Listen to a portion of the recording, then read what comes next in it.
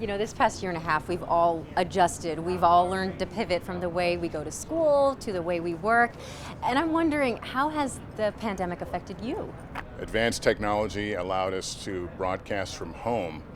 I did nightly news. A lot of people don't know this, from a spare bedroom in my home for about a year. And there were days I had to do all the technical functions there. There was one day I knew I hit rock bottom. I looked down, I realized I was anchoring nightly news barefoot. It just somehow felt wrong.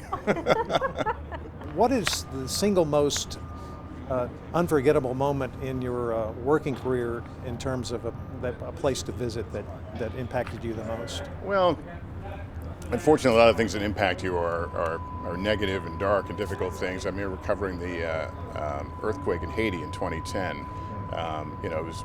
It was death and loss on an unimaginable scale, and I really came away from that showing how the world can come together quickly when it wants to, because we were literally at one point sleeping in the apron of the runways at the airport, and just this thunderous noise all night of jets coming in and out. But they were from everywhere. They were from Israel. They were from the Baltic states. They were from Africa. I mean, there was just this outpouring. And I remember thinking, man, if we could somehow corral this kind of response to bad things happening in the world, where everybody was on the same team, that would make my job more enjoyable, and I'm sure yours as well.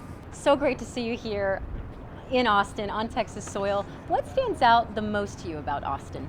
I think it's the contentness. I mean, people now. Granted, I came here on a weekend, but I noticed people are out sitting in outdoor restaurants, or just kind of a contentment with I don't know, their city, their lives, or whatever. But it also seems a city that people are kind of craving what's the next thing, what's the new thing, and how do we embrace it and make it work for us. Thanks for being with us. It's a pleasure. Yes, It's great to be here. thank you. Thank you so much for your time. Of course.